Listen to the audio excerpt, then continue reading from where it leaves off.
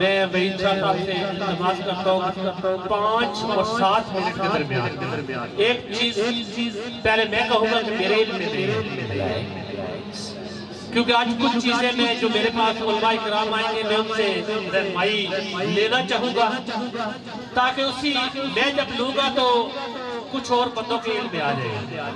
جو ہم جمعے کے دن خطبہ پڑھتے ہیں عربی میں، جو تقریر کرتے ہیں اردو میں، ان دونوں میں فرق ہے نہایت کم وقت میں۔ اور جو دوست احباب خطبے کے دوران خطبہ سٹارٹ ہو گیا عربی والا یا اردو والا، اس کا بھی مجھے تھوڑا سا بتائیں گے کہ وہ جو اسلام کے لوگ احباب کے اوپر سے جاتے ہیں، آیا انہیں ہمارا دین ہمارا مذہب کہاں تک اجازت دیتا ہے؟ اور اس کے بعد 5 منٹ آقا دو جہاں احمد مجتبیٰ صلی اللہ علیہ وآلہ وسلم کی سیرت سے متعلق آپ نے بات کریں۔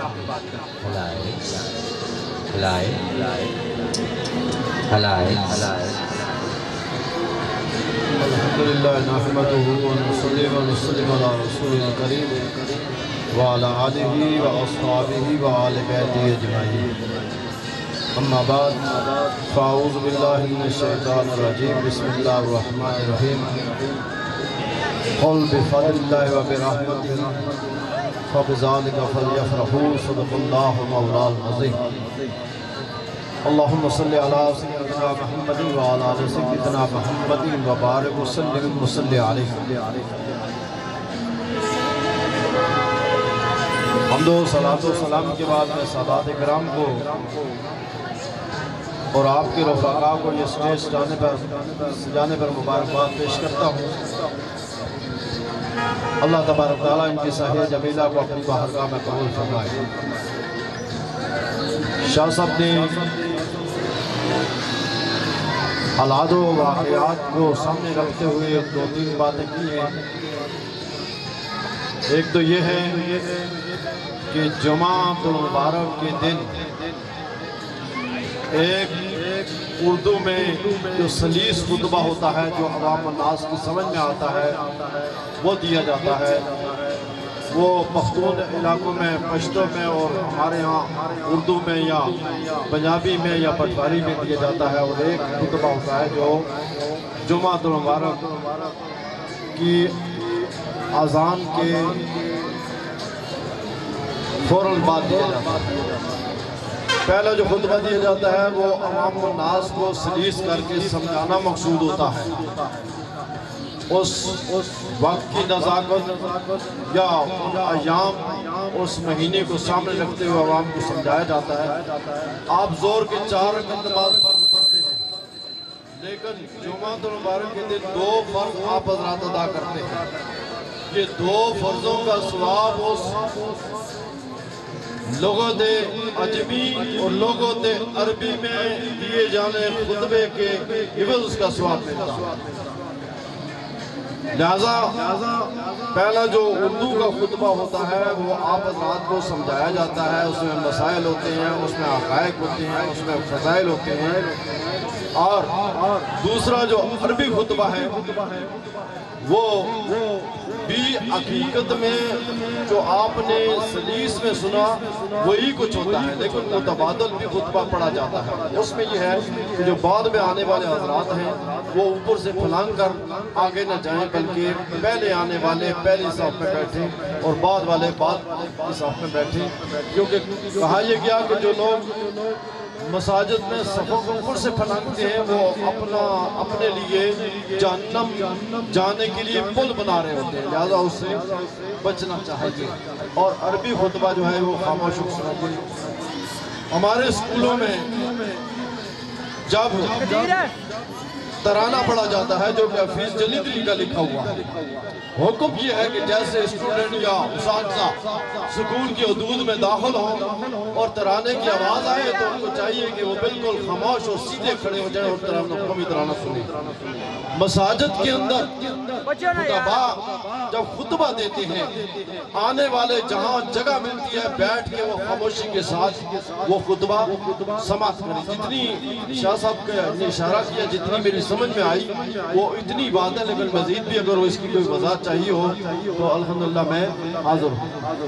دوسرا، آج کا دن 12 ربیع الاول شریف، 12 ربیع الاول پیغمبر آخر زمان حضرت محمد رسول اللہ صلی اللہ علیہ وسلم کی ولادت باسعادت کا دن ہے۔ پیر کے دن 12 ربیع الاول 571 ہجری صبح صادق کے وقت میرے اور آپ کے نبی صلی اللہ علیہ وسلم ظہور پذیر ہوئے، اور جن کے بدن سے آئے سیدہ آمنہ فرماتی ہیں کہ خرج منی نور، مجھ سے نور نکلا۔ اس روشنی کا یہ کمال تھا، اس نور کا یہ کمال تھا کہ شام اور بصرہ کے محلات کو میں نے دیکھ لیا۔ اب مکہ کہاں، شام و بصرہ کہاں، مسافت کتنی ہے، فاصلہ کتنا ہے، لیکن نور مصطفیٰ کا کمال ہے کہ آپ کی والدہ ماہدہ نے آپ کے نور کے کمال سے، آپ کے نور کے فیض سے شام اور بصرہ کے محلات کو دیکھ لیا۔ خود حضور فرماتے ہیں اول ما خلق اللہ نوری، میرا نور پہلی خلق ہے، اس سے پہلے نہ صفی تھا، نہ نجی تھا، نہ خلیل تھا، نہ زبی تھا، نہ کلیم تھا، نہ مسیح تھا، نہ جن تھا، نہ بشر تھا، نہ دریا تھے، نہ ستارے تھے، نہ چاند تھا، نہ لوح تھا، نہ قلم تھا، کچھ بھی نہ تھا، اور سب سے پہلے محمد عربی صلی اللہ علیہ وسلم کا نور تھا۔ حضور فرماتے ہیں کہ میں اور علی ایک ہی نور سے ہیں، اور مولا علی فرماتے ہیں کہ آدم علیہ السلام کی تخلیق سے 14,000 سال پہلے اللہ کریم نے محمدی نور کو پیدا فرمایا۔ اس کے بعد انبیاء بھی ہوئے، رسول بھی ہوئے، باقی مخلوقات ہوئی۔ حضور فرماتے ہیں کہ ابو بکر، عمر، عثمان و علی یہ چاروں اور میں ایک ہی نور سے ہیں۔ گویا کہ اصحاب رسول کا مقام بتایا، یاران رسول کا مقام بتایا۔ سامعین محترم، ام المومنین حضرت سیدہ عائشہ صدیقہ رضی اللہ تعالی عنہ فرماتی ہیں کہ میں ایک دن کمرے میں کپڑے سی رہی تھی کہ میری سوئی گم ہو گئی، اور کمرے میں اندھیرا تھا، دیا کوئی نہیں تھا، قندیل کوئی نہیں تھی، لائٹ کوئی نہیں تھی۔ مصطفیٰ کریم علیہ السلام تشریف فرما ہوئے، آپ مسکرائے تو پورا کمرہ روشن ہو گیا، اور گم شدہ سوئی جو ہے وہ مجھے مل گئی۔ پتہ یہ چلا کہ مصطفیٰ کے نور کا کمال یہاں تک ہے۔ بریلوی کا تاجدار کہتا ہے کہ تیری نسل پاک میں ہے بچہ بچہ نور کا، تو ہے اے نور تیرا سب گھرانہ نور کا۔ 2022 تک کے حضور کا نور ابھی تک کہیں نہ کہیں کسی نہ کسی ذریعے سے آپ حضرات کے سامنے موجود ہے۔ سامعین محترم، اللہ کے محبوب علیہ السلام کا میلاد بھی منائیں اور آپ کی سیرت مطہرہ پہ عمل کرنے کی کوشش کریں۔ میلاد ضرور منائیں، اور نمازوں کو چھوڑ کر نہیں میلاد منانا۔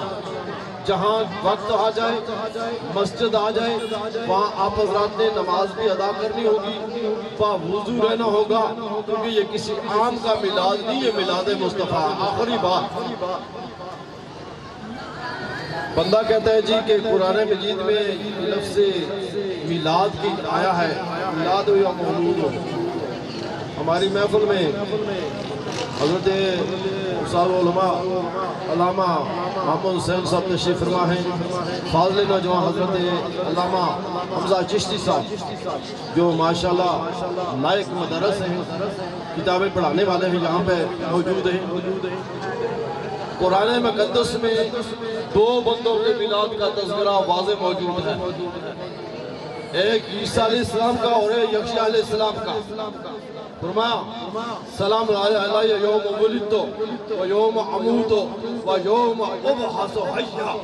فرمایا کہ سلامتی موجود اس دن پر جس دن میں پیدا ہوا، عیسیٰ یا یحییٰ پیدا ہو، وہ دن میلاد کا، وہ دن سلامتی کا، صبح کی نماز پڑھنے والا نمازی بات کو سمجھے کہ آدم صفی اللہ کی توبہ قبول ہوئی تو فجر کی نماز فرض ہوئی۔ حضرت ابراہیم علیہ السلام نے اللہ سے بیٹا مانگا، اللہ نے اسحاق بیٹا عطا فرمایا، وقت ظہر کا تھا، آپ نے 4 نوافل پڑھے تو 4 رکعت نماز فرض ہو گئی۔ حضرت عزیر علیہ السلام 100 سال کے بعد زندہ ہوئے اور انہوں نے اس شکرانے کے طور پہ 4 رکعت نماز نوافل پڑھے تو عصر کی 4 رکعت نماز فرض ہو گئی۔ ارے مغرب کے وقت حضرت ایوب علیہ السلام لمبی بیماری کے بعد شفا ملی، شکرانے کے 4 رکعت نماز آپ نے نوافل پڑھے مغرب کے وقت تو 4 فرض ہوئے، مغرب کے پہلے 4 فرض تھے، تیسری رکعت پر آپ بیٹھے، اٹھ نہ سکے لاغر ہونے کی وجہ سے، بیمار ہونے کی وجہ سے، اللہ کے لیے فرمایا میرے پیغمبر کی اداؤں کو میں ادا کرتا ہوں، فرمایا اب لوگوں پر 3 رکعت ہی فرض ہے۔ تو یہ سارے نبیوں رسولوں کا میلاد ہے، ان کے فضائل ہیں، ان کی یاد ہے، جس میں آپ 5 وقتہ نمازیں پڑھتے ہیں، یہ بھی نبیوں کا میلاد ہے، یہ بھی نبیوں کی یاد ہے۔ اور آج ہم جس کی یاد منا رہے ہیں وہ نبی نہیں بلکہ نبیوں کا بھی نبی ہے، وہ سلطان الانبیاء ہے، وہ امام الانبیاء ہے، وہ سارے نبیوں رسولوں کا سردار ہے۔ انا سید المرسلین ولا فخر، انا قائد المرسلین ولا فخر۔ بہت شکریہ شاہ صاحب، افضل ہے کل جہاں میں گھرانہ حسین کا، افضل ہے کل جہاں میں گھرانہ حسین کا، نبیوں کا تاجدار ہے نانا حسین کا، نبیوں کا تاجدار ہے نانا حسین کا، بس اقبال کی تھی حکومت جدید کی، صدیاں حسین کی، زمانہ حسین کا، آقا کی دو مثل ہی کوئی نہیں، جس سال وہ تشریف لاتے ہیں تو میرے کل جہاں کے مالک رب تعالیٰ اس سال ہر جھولی میں بیٹے عطا کرتے ہیں۔ میلاد کا آپ اندازہ لگائیں، خوشی کا آپ اندازہ لگائیں کہ جس سال آقا دو جہاں احمد مجتبی تشریف اس دنیا میں تشریف لائے، جن ماؤں نے اس سال بچے جنے، ہر ماں کے گود میں اللہ تعالیٰ نے بیٹا عطا کیا، اور آج کوئی شخص کہے کہ آقا کا میلاد منانا بدعت ہے۔ میں آقا کے ایک غلام کی آپ کو مختصر سے ٹائم میں بات سناتا ہوں۔ غالباً مختار کاکی رحمت اللہ علیہ وہ ایک ملک کے بادشاہ تھے، انہوں نے اچانک وہ بادشاہی چھوڑی اور فقیری میں نکل گئے۔ وزیروں مشیروں نے کہا جناب آپ یہ جو جلال چھوڑ کر کہاں جا رہے ہیں؟ انہوں نے کہا یہ بات تمہاری سمجھ میں نہیں ہے، کچھ عرصہ گزرا، ان وزیروں نے کہا کہ جا کے ان کا پتہ تو کریں کہ وہ کس حال میں ہیں، کیا کر رہے ہیں۔ دیکھتے ہیں تو وہ اللہ کے ولی ایک دریا کے کنارے بیٹھے گودڑی سی رہے ہیں۔ انہوں نے کہا کہ بختیار تم نے جو جلال بادشاہ چھوڑی، ہمیں بتاؤ پایا کیا ہے؟ انہوں نے کہا یار چھوڑو یہ ایک سلسلہ ہے، نہیں ہمیں بتائیں۔ انہوں نے کہا پوچھنا چاہتے تو پھر دیکھو، ان کے ہاتھ میں وہ سوئی تھی وہ دریا میں پھینک دی، ایک دم سے دریا میں بجھال آیا، کوئی ادھر سے مچھلی اڑ رہی، کوئی ادھر سے اڑ رہی۔ تھوڑی دیر کے بعد کیا دیکھتے ہیں کہ ہر مچھلی کے منہ میں ایک سونے کی سوئی لی ہوئی۔ انہوں نے کہا نہیں جو میں نے پھینکی ہے وہ باہر لاؤ۔ ایک مچھلی اٹھا کے لائی تو وہ ان کو پیش کی، وہ شاہ صاحب نے واقعہ پیش کیا۔ آقا کی تو مثل ہی آپ نہیں سوچ سکتے کہ کہاں تک ہے۔ آقا کے غلاموں کی پوزیشن یہ ہے کہ جب وہ اللہ تعالیٰ کی رضا کی خاطر اپنے نفس کو مار دیتے ہیں تو رب انہیں ان منزلوں میں ان جگہ پہ لے جاتا ہے کہ جہاں پہ کہیں کی سوچ بھی نہیں ہوتی۔ میں اسی اسنا میں फयाज शाह साहब से मुल्तमिस हूँ कि वो अपने दस्ते मुबारक से वहीद शाह साहब को एक इनाम से नवाजे और इस असना में अंजमन आशिकान मुस्तफ़ा जामिया मस्जिद नूरानी ढोक मजूआ अलीपुर फराज के सना खान हफ्जा साउंड सिटी के स्टेज पे तशरीफ लाए। मैं तमाम अहबाब को दिल की अथाह गहराइयों से खुश आमदीद कहता हूँ, अहलन व सहलन मरहबा। और जल्दी से मेरे प्यारे भाई स्टेज पे तशरीफ ले गए और आका दो जहां अहमद मुज्तबा हजरत मोहम्मद मुस्तफ़ा सल्लल्लाहु अलैहि वसल्लम के यहाँ गुलाए क़ीदत के फूल निशावर करें। उससे पहले एक जोरदार नारा लगना चाहिए ताकि हमारी जो वो गर्मी है वो जरा वार्म अप हो जाए। नारा तकबीर, नारा रिसालत, नारा रिसालत, नारा हैदरी। बहुत शुक्रिया साहब, बहुत शुक्रिया साहब, बहुत शुक्रिया साहब।